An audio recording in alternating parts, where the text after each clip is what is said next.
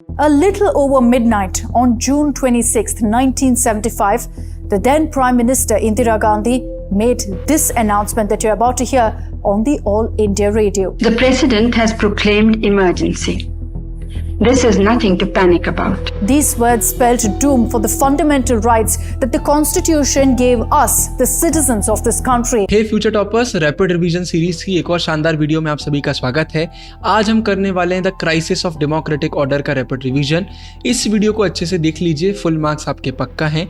और हाँ, अभी तक टेलीग्राम ज्वाइन नहीं करा है, ज़रूर से कर लीजिए। ह्यूमैनिटीज़ का सबसे शानदार हमारा चैनल है टेलीग्राम पर। इसमें कॉमेंट्स हमारे 24/7 ओपन रहते हैं। आप डायरेक्टली हमसे बात कर सकते हैं, बाकी बच्चों से बात कर सकते हैं। तो यहाँ पर हम पढ़ाई की बातें भी करते हैं, कभी मस्ती मजाक भी करते हैं, जिससे एक बहुत प्यारा माहौल बना रहता है। तो अगर आप ज्वाइन करेंगे तो बहुत कुछ आपको सीखने को मिलेगा। तो चलिए अब इस चैप्टर के रिवीजन को सीधा चालू करते हैं।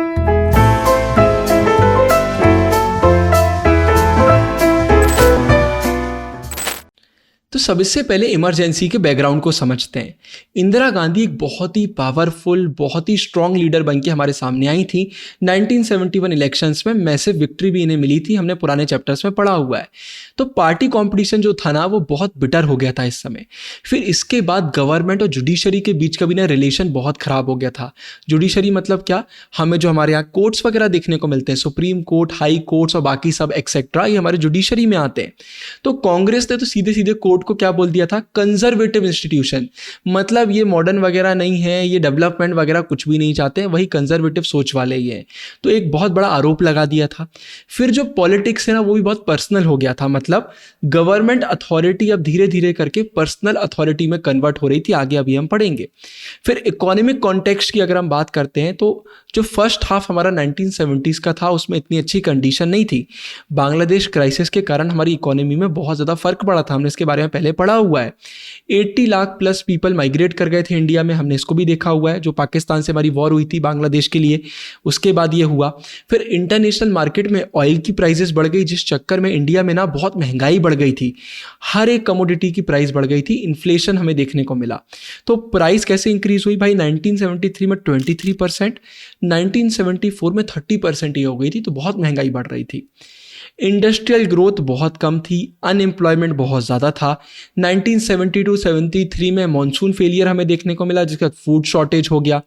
गवर्नमेंट ने गवर्नमेंट एम्प्लॉयज़ की सैलरी रोक दी, क्योंकि भाई देने के लिए पैसे नहीं थे। बहुत प्रॉब्लम्स हम फेस कर रहे थे, इसीलिए बहुत सारे लोगों में डिससेटिस्फैक्शन हमें देखने को मिल रहा था। स्टूडेंट वगैरह प्रोटेस्ट करने लग गए थे। और साथ में जो मार्क्सिस्ट एक्टिविटी है, मतलब जो मार्क्सिज्म को फॉलो करते हैं, इन ग्रुप्स की एक्टिविटीज़ बढ़ गई थी। तो मार्क्सिज्म वालों की ज़्यादा एक्टिविटीज़ देखने को मिल रही थी। तो यहीं पर एक फेमस निकल कर आता है गुजरात मूवमेंट्स 1974। इंपॉर्टेंट है, याद रखिएगा।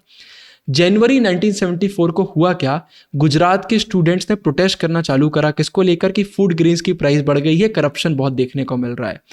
उस समय गुजरात में कांग्रेस का रूल था, इसलिए जितनी भी अपोजिशन पार्टीज थी उन्होंने भी इस प्रोटेस्ट को ज्वाइन करा, है ना, और डिमांड करा कि फिर से इलेक्शन होना चाहिए।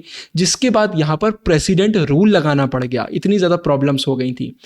मोरारजी देसाई जो भाई कांग्रेस ओके थे, इन्होंने अनाउंस करा कि हम फास्ट करेंगे। इनडेफिनाइट मतलब कोई लिमिटेड पीरियड के लिए नहीं, हम फास्ट करते रहेंगे। और इसी चक्कर में बाद में हमें फ्रेश असेंबली इलेक्शन देखने को मिले जून 1975 में, और इसमें कांग्रेस की डिफीट हो गई। फिर बिहार मूवमेंट्स एक और इंपॉर्टेंट निकल कर आता है 1974 में। इसमें जो बिहार के स्टूडेंट्स थे उन्होंने प्रोटेस्ट करा कि भाई महंगाई बढ़ रही है, करप्शन बहुत ज़्यादा है, अनएम्प्लॉयमेंट है, फूड शॉर्टेज है। मार्च 1974 में इन्होंने JP नारायण, जयप्रकाश नारायण, बहुत इंपॉर्टेंट नाम है, इन्हें इन्वाइट करा कि आप हमें लीड करिए। इन्होंने एक्सेप्ट भी करा, लेकिन इन्होंने क्या कंडीशन रखी कि ये नॉन वायलेंट रहेगा, मतलब मारापीटी नहीं होगी, और साथ में सिर्फ बिहार तक नहीं रहेगा, पूरे इंडिया में इसको हम फैलाएंगे। इन्होंने क्या डिमांड करा कि कांग्रेस गवर्नमेंट का डिसमिसल होना चाहिए बिहार में, और टोटल रेवोल्यूशन आना चाहिए, मतलब ट्रू डेमोक्रेसी एस्टेब्लिश होना चाहिए। हमने पुरानी वीडियोस में इसके बारे में पढ़ा हुआ है। तो 1975 में JP ने लीड करा एक people's march to the parliament, मतलब पार्लियामेंट तक लोगों ने मार्च करा था। ये एक बहुत बड़ी लार्जेस्ट पॉलिटिकल रैली थी, याद रखिएगा। सपोर्ट भाई किसका मिला, नॉन कांग्रेस पार्टीज का मिला, जो कांग्रेस हो गया, जनसंघ हो गया, सोशलिस्ट पार्टी हो गया, इन सब ने सपोर्ट करा। इनका यही कहना था भाई यही मौका है कांग्रेस को सत्ता से हटाने का। जेपी को देखा जा रहा था कि इंदिरा गांधी को यही रिप्लेस कर सकते हैं, लेकिन इसको कुछ क्रिटिसिज्म का भी सामना करना पड़ा। लोगों का कहना है कि आपको ये फर्क नहीं पड़ रहा कि लोगों की क्या सफरिंग है, गवर्नमेंट क्या गलत कर रही है, आप कांग्रेस के खिलाफ काम कर रहे हैं और आपके पर्सनल मोटिव्स हैं, आप गवर्नमेंट वगैरह बनाना चाहते हैं, कांग्रेस को हटाना चाहते हैं, तो पर्सनल अपोजिशन ज़्यादा है, ना कि आप भलाई का सोच रहे हैं। तो ये क्रिटिक्स वाले लोगों का ये कहना था। अब रेलवे स्ट्राइक इंपॉर्टेंट है। नेशनल कोऑर्डिनेशन कमेटी थी हमारी जो रेलवे मैन स्ट्रगल की, जिसे कौन लीड कर रहे थे, जॉर्ज फर्नांडिस। इन्होंने कॉल दिया भाई कि नेशन वाइड हमें स्ट्राइक देखने को मिलना चाहिए रेलवे के हर एक एम्प्लॉय की। डिमांड क्या थी भाई, बोनस रिलेटेड और जो सर्विस की कंडीशन है वो इंप्रूव होना चाहिए। मई 1974 में देखने को मिली, लेकिन गवर्नमेंट ने इसे इलीगल डिक्लेयर करा और बहुत सारे लोगों को अरेस्ट भी करा। फिर इसी के बाद जुडिशरी का कॉन्फ्लिक्ट भी देखने को मिला, बहुत इंपॉर्टेंट है। 3 बहुत बड़े इशू थे, बहुत इंपॉर्टेंट। पहला, क्या पार्लियामेंट फंडामेंटल राइट्स को अब्रिज कर सकती है, मतलब लिमिट कर सकती है, उनकी पावर को कम कर सकती है। दूसरा, क्या जो पार्लियामेंट है वो फिर से राइट टू प्रॉपर्टी को कर्टेल कर सकती है, मतलब लिमिट कर सकती है, उसको रोक सकती है कॉन्स्टिट्यूशन को अमेंड करके। मतलब क्या कॉन्स्टिट्यूशन को आपने अमेंड कर लिया तो जो राइट टू प्रॉपर्टी है उसके साथ आप खेल कर सकते हैं? ये एक और बहुत बड़ा क्वेश्चन था। फिर DPSP, directive principle of state policies को इन्फोर्स करने के लिए और बेहतर करने के लिए और अच्छे से इंप्लीमेंट करने के लिए क्या फंडामेंटल राइट्स को अमेंड कर सकते हैं पार्लियामेंट के थ्रू? ये 3 बहुत बड़े क्वेश्चन थे और इन तीनों में सुप्रीम कोर्ट सीधे सीधे गवर्नमेंट के खिलाफ बात करती थी, क्योंकि सुप्रीम कोर्ट का काम ही है कॉन्स्टिट्यूशन की देखभाल करना। और यहीं पर एक बहुत ही फेमस केशव नंदा भारती केस निकल कर आता है 1973 का, जिसमें हमारे कोर्ट ने एक बहुत बड़ा डिसीजन दिया था कि जो कॉन्स्टिट्यूशन का बेसिक स्ट्रक्चर है उसे पार्लियामेंट अमेंड नहीं कर सकती। मतलब आप हमारे कॉन्स्टिट्यूशन की सोल के साथ छेड़छाड़ी नहीं कर सकते। अभी तक वीडियो देख रहे हैं तो कमेंट में लिख दीजिए बेस्ट क्वालिटी, वीडियो को लाइक कर दीजिए, ज़्यादा से ज़्यादा शेयर करिए जिससे यूट्यूब इस वीडियो को आगे पुश करे। फिर इसका 2 डेवलपमेंट्स ऐसे हुए जिसका जुडिशरी गवर्नमेंट के लफड़े और ज़्यादा बढ़ गए। पहला, केशव नंदा भारती केस के बाद chief justice of India CGI की सीट वेकेंट थी, वहां पर जरूरत थी। तो हमेशा क्या होता है, जो सुप्रीम कोर्ट के सबसे ज्यादा सीनियर जज रहते हैं ना, उनको सीजीआई बना दिया जाता है। लेकिन इस बार क्या हुआ, गवर्नमेंट ने 1973 में क्या करा, एएन रे को सीजीआई बना दिया। मतलब उनसे भी 3 ऊपर ऐसे मेंबर थे जो उनसे ज्यादा सीनियर थे, लेकिन उनको इग्नोर कर दिया गया है ना। और ये तीनों को इग्नोर क्यों करा गया, क्योंकि इन तीनों ने गवर्नमेंट के खिलाफ अपना डिसीजन दिया था। तो ये बहुत ज्यादा कंट्रोवर्शियल था। फिर इसके बाद 12 जून 1975 को Jagmohan Lal Sinha of Allahabad high court ने ये डिक्लेयर करा कि भाई जो इंदिरा गांधी का इलेक्शन है लोकसभा में वो इनवैलिड है। ये उस समय जज थे वहां के, है ना, अपने हाई कोर्ट के। फिर पेटिशन हुआ राजनारायण का। राजनारायण कौन थे, जिन्होंने इंदिरा गांधी के अगेंस्ट में कंटेस्ट करा था इलेक्शन में। इन्होंने चैलेंज करा कि इंदिरा गांधी ने गवर्नमेंट की सर्विसेज को यूज करा है अपने कैंपेन्स में, जो चीज सही नहीं है। 24 जून 1975 को सुप्रीम कोर्ट ने ग्रांट करा पार्शियल स्टे। मतलब कुल मिला के जो हाई कोर्ट का ऑर्डर था उसको बोला गया रुकिए, इसको पूरी तरीके से अभी हम नहीं बोल सकते हैं। तो इसका मतलब क्या निकल कर आया कि भाई आप मेंबर ऑफ पार्लियामेंट तो रहेंगी, लेकिन आप लोकसभा की प्रोसीडिंग्स में हिस्सा नहीं ले सकती। तो ये एक इंपॉर्टेंट जजमेंट था, ये आपसे बनना चाहिए। 25 जून 1975 को क्या हुआ, जो अपोजिशन पार्टीज है, इन्हें जेपी लीड कर रहे थे, इन्होंने क्या करा, प्रेशराइज करा कि इंदिरा गांधी को रेजिग्नेशन दे देना चाहिए, क्योंकि भाई आपका इलेक्शन इनवैलिड था और आपने बहुत गलत चीजें करी, ये इन्होंने सबने बोला। और इसका मैसिव डेमोन्स्ट्रेशन हमें देखने को मिला दिल्ली के रामलीला ग्राउंड में। इसका नेशन वाइड सत्याग्रह की बात होने लगी। बोला गया गवर्नमेंट के इलीगल इमोरटल ऑर्डर्स को बिल्कुल भी नहीं मानना चाहिए, गवर्नमेंट सही नहीं है। और पूरा जो पॉलिटिकल मूड था वो कांग्रेस के खिलाफ हमें देखने को मिल रहा था। और इसी के बाद फिर इमरजेंसी हमें देखने को मिली। 25 जून 1975 को गवर्नमेंट ने डिक्लेयर करी नेशनल इमरजेंसी आर्टिकल 352 को यूज करते हुए। और क्या बोला गया, मतलब क्या रीजन दिया गया, इंटरनल डिस्टर्बेंसेस हैं जिसके कारण इमरजेंसी लगाई जा रही है। इमरजेंसी का मतलब क्या कि भाई बहुत ही एक्स्ट्राऑर्डिनरी कंडीशन हो गई है, तो जहां पर नॉर्मल डेमोक्रेसी को सस्पेंड कर दिया जाता है और गवर्नमेंट के पास ज्यादा पावर्स आ जाती हैं। और इसके बाद ना इमरजेंसी के पीरियड में कुछ मेजर चेंजेस करे गए, ये बहुत ही कॉन्ट्रोवर्शियल है। पहला क्या, फेडरल सिस्टम को सस्पेंड करा गया। आगे अभी हम और देखेंगे कि क्या चेंजेस करे गए हमारे कॉन्स्टिट्यूशन में, वो तो सबसे ज्यादा कंट्रोवर्शियल है। तो पहले पावर का यूज कैसे हुआ, फेडरल सिस्टम मतलब स्टेट गवर्नमेंट होती है, सेंट्रल होती है, सब हटाया गया। बोला गया भाई यूनियन मतलब सेंट्रल गवर्नमेंट के पास सारी पावर्स रहेंगी। दूसरा, ये बोल दिया गया कि भाई किसी भी फंडामेंटल राइट को अभी रोक दिया जा सकता है, लिमिट करा जा सकता है, क्योंकि ज़रूरत है, अभी इमरजेंसी है ना। तो सीधे सीधे लोगों के राइट्स के साथ भी खेला जा रहा था। फिर 25 जून 1975 की नाइट को पीएम ने रिकमेंड करा उस समय के हमारे जो प्रेसिडेंट थे फखरुद्दीन अली अहमद को कि हम इमरजेंसी लगाना चाहते हैं। प्रेसिडेंट को बताना पड़ता है और इन्होंने तुरंत बोल दिया हाँ ठीक है इमरजेंसी लगा देते हैं। और जो कैबिनेट है ना उसको अगले दिन सुबह मालूम चला था 6 बजे की इमरजेंसी लग चुकी है। मतलब इतनी जल्दी चीज़ों के डिसीजन लिए गए थे कि इमरजेंसी लगाना है। अब इमरजेंसी के कॉन्सिक्वेंसेस हमें क्या देखने को मिले? पहला, जो भी एजिटेशन वगैरह चल रहे थे, लोग डेमोन्स्ट्रेट वगैरह कर रहे थे, सब बंद हो गया। स्ट्राइक्स को बैन कर दिया गया। जो भी लीडर्स दिख रहे थे अपोजिशन के उनको जेल में डाला जा रहा था। बहुत सारे तो छुपे हुए थे कि भाई कुछ भी करके वो जेल ना जा पाए, बच जाए। फ्रीडम ऑफ प्रेस को सस्पेंड कर दिया गया। प्रेस में सेंसरशिप लगाई गई। मतलब अगर आप कुछ भी छापना चाहते हैं न्यूज़पेपर वगैरह में तो परमिशन आपको लेना पड़ेगी। आरएसएस फुल फॉर्म आप मुझे कमेंट सेक्शन में बताना। आरएसएस हो गई और जमायत इस्लामी हो गई, इनको बैन कर दिया गया। फंडामेंटल राइट्स को सस्पेंड कर दिया गया। प्रिवेंटिव डिटेंशन, इसका मतलब होता है कि आपको हम जेल में डाल रहे हैं इसलिए नहीं कि आपने कोई क्राइम करा है, बट इसलिए कि हो सकता है फ्यूचर में आप कोई क्राइम करेंगे, प्रोबेबिलिटी ज़्यादा है। इसे हम बोलते हैं प्रिवेंटिव डिटेंशन। और इसके बाद हैबियस कॉर्पस रिट, आपने इसके बारे में 11th में पढ़ा होगा कि कोई भी चैलेंज नहीं कर सकता कोर्ट में कि भाई हमें क्यों जेल में डाला गया है या हमारी प्रॉब्लम क्या है, हमने तो कुछ भी अपराध नहीं करा। तो इसे भी ना रोक दिया गया।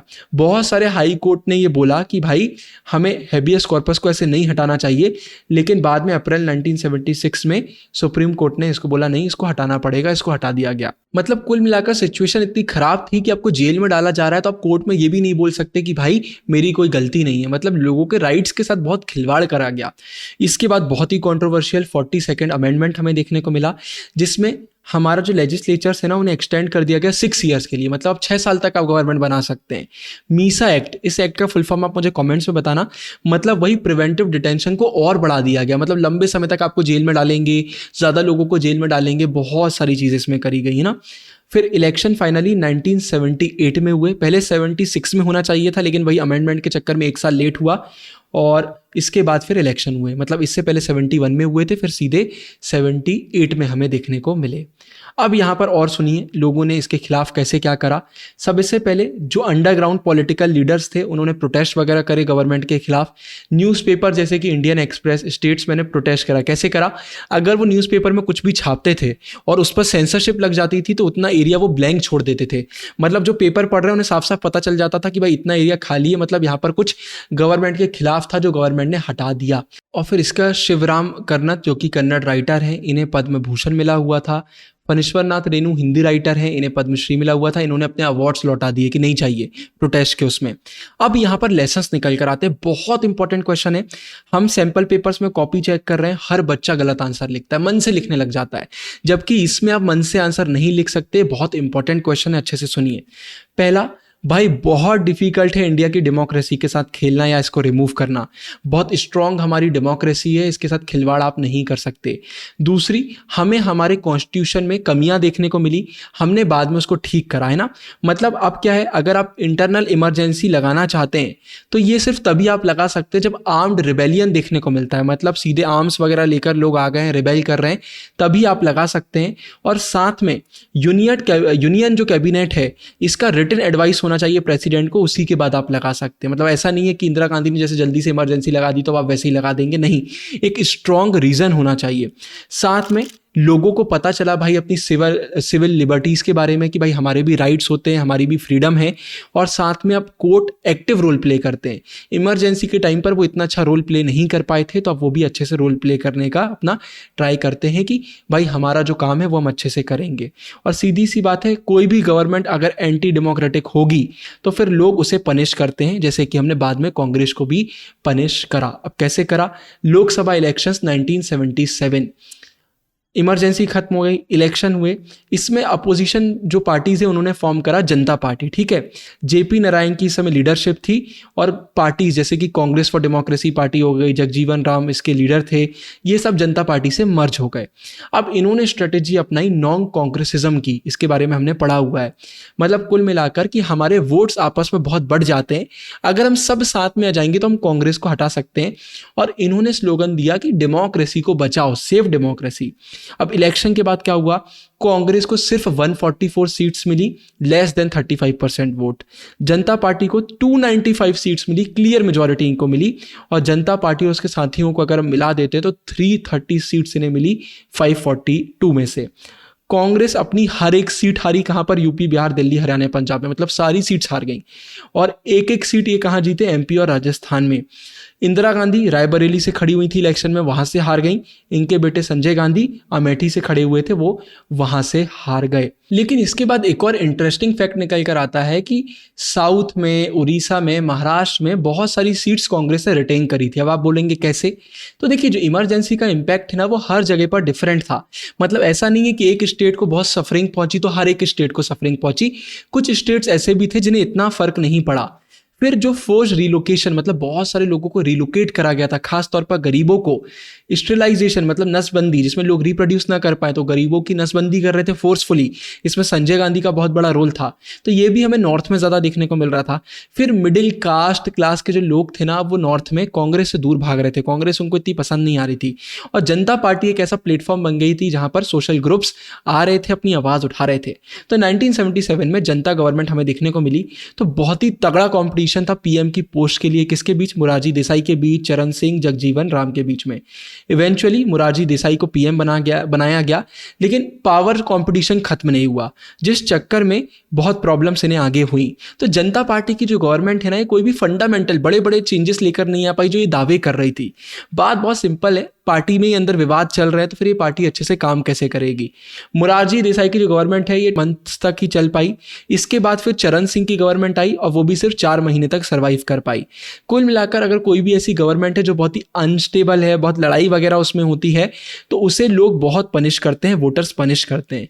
इसलिए 1980 में जो इंडिया के जनरल इलेक्शन हुए, फ्रेश लोकसभा इलेक्शन थे, इसमें जनता पार्टी की बहुत गंदी डिफीट हुई, स्पेशली नॉर्थ इंडिया में, और कांग्रेस वापस से जीत गई। जी हाँ, कांग्रेस को मिली 353 सीट्स और ये वापस से पावर में आ गई, है ना। अब लेगेसी की अगर बात करते हैं तो 1969 के बाद ना कांग्रेस का जो अम्ब्रेला कैरेक्टर था ना, कि सबको अपने साथ में लेकर चलते थे, वो कहीं ना कहीं गायब हो रहा था। अब ये सिर्फ सोशलिस्ट और प्रो पुअर पार्टी बनकर सामने आ रही थी। जो फैक्शंस हमें देखने को मिलते थे, हमने इसके बारे में पढ़ा हुआ है, अलग अलग आइडियोलॉजी के लोग साथ में रहते थे, वो कहीं ना कहीं अब एंड हो रहा था। अपोजिशन वाली जो पार्टीज थी उन्होंने नॉन कांग्रेसिज्म की स्ट्रेटेजी को अपनाया और 1977 के इलेक्शन में इसने मेन रोल प्ले करा था। 1977 के बाद जो ओबीसी के इश्यूज हैं, इनके रिजर्वेशन को लेकर जो बात है, इसने इंडियन पॉलिटिक्स को डोमिनेट करना चालू करा। कुल मिलाकर यहाँ मेन बात ये निकल कर आती है कि जो पॉलिटिकल क्राइसिस थे वो कॉन्स्टिट्यूशनल क्राइसिस से ज़्यादा थे इमरजेंसी के टाइम पर। मतलब पॉलिटिकल प्रॉब्लम ज़्यादा हमें देखने को मिली, कॉन्स्टिट्यूशन प्रॉब्लम इतनी ज़्यादा नहीं थी। और इसके बाद बस मैं बोलना चाहूँगा, टेलीग्राम ज़रूर से ज्वाइन कर लीजिए, बहुत शानदार जगह, आप रिग्रेट नहीं करेंगे। और इसी के साथ ये वाला चैप्टर हमारा कंप्लीट होता है। अगर ये वीडियो पसंद आई तो ऊपर पूरी प्लेलिस्ट में डाल रहा हूँ, कॉमेंट्स में ज़रूर से बताइएगा। आगे जिन भी टॉपिक्स पर वीडियो चाहिए मुझे बताइएगा। इस वीडियो के लिए इतना ही। आप सभी को ऑल द बेस्ट, ढेर सारा प्यार। साइनिंग ऑफ गुरु भैया।